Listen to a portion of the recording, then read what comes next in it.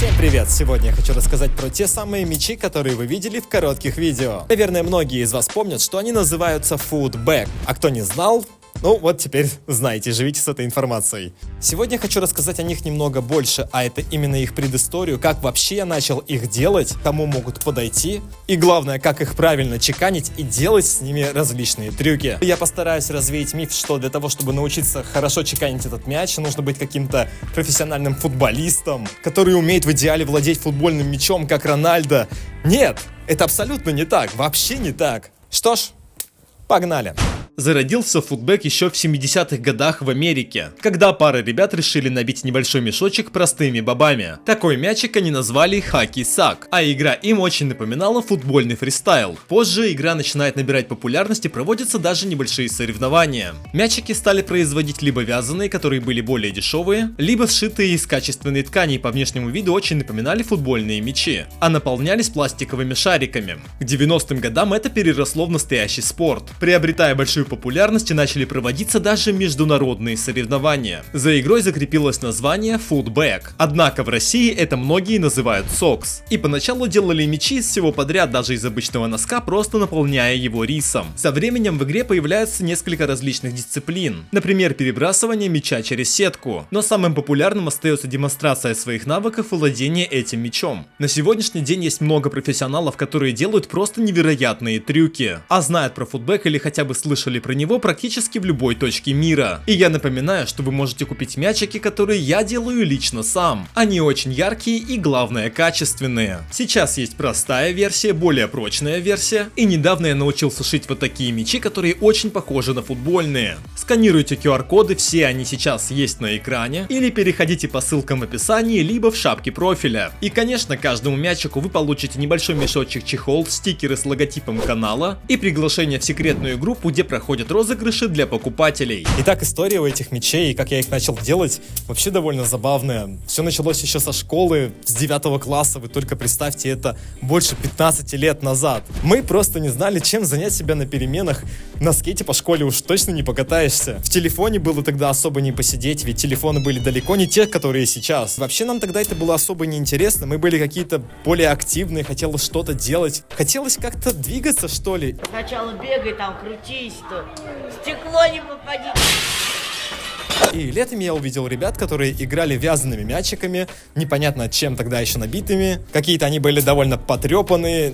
Не ребята, именно мячики. Да, это были далеко не те мячики, которые я делаю на сегодняшний день. И вот начинается учебный год. Я нахожу какую-то старую свою футболку, разрезаю ее и шью подобие такого первого мяча. Набиваю его до отвала горохом, который подрезал с кухни, и довольный приношу в школу. Да, поначалу было очень круто, многим ребятам реально это зашло. Мы играем этим мячом небольшой компанией, но поскольку там, был горох, а школьная форма это черные брюки, то по итогу горох, естественно, разбивается, и брюки, становятся у всех белыми. Но черт с ними, с брюками, это был 9 класс, да было вообще всем насрать, что ты их запачкал. А вот реально было обидно, что в первый же день у нас этот мяч забрала учительница. И вы думаете, мы такие, ну ладно, окей, мы сдаемся? Нет.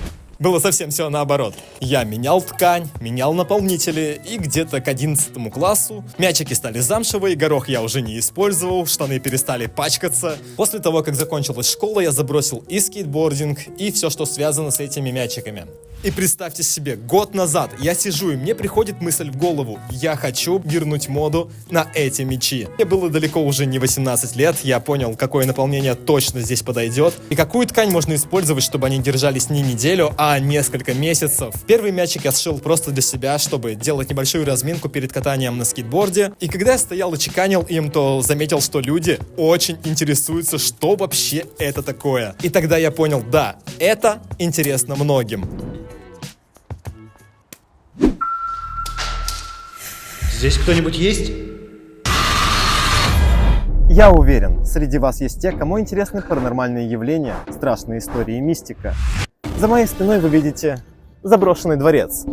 Так он выглядит днем, а вот так выглядит ночью.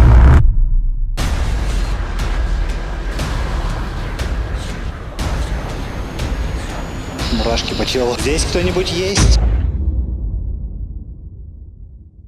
Ссылку на канал вы можете найти в описании и закрепленном комментарии.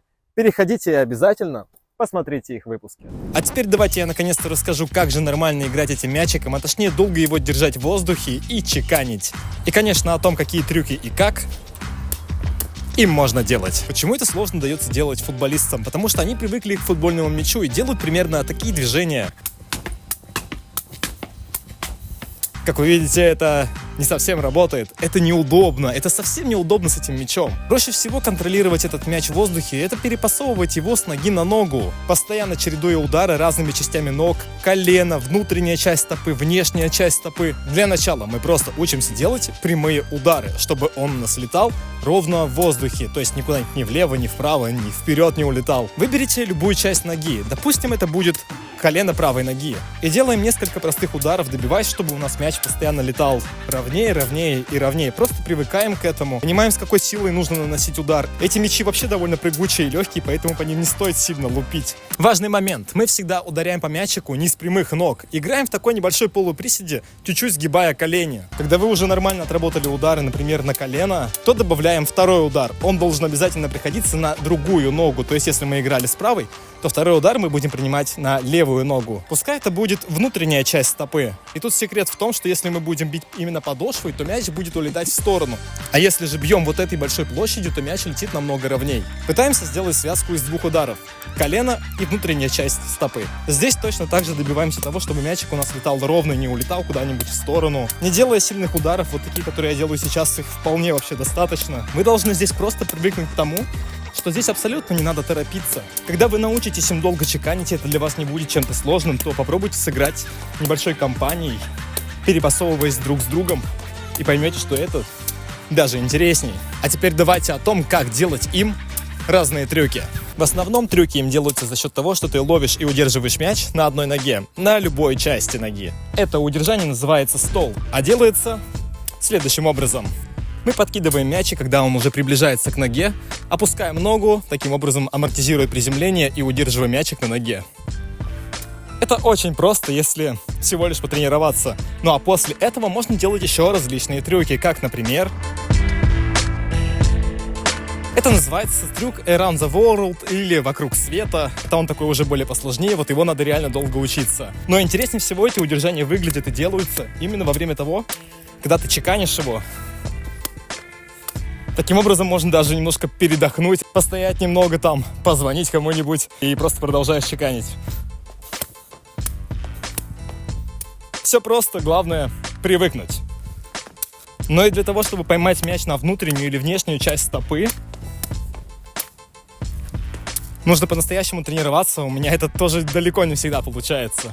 Ребят, все ссылки на мячи, которые я делаю лично сам, есть в описании и закрепленном комментарии. Я думаю, ролик получился достаточно неплохой. По крайней мере, я действительно старался. Увидимся в следующем выпуске. Я думаю, что сниму какую-нибудь обучалку именно по трюкам с этим мячом, более подробную. И всем пока.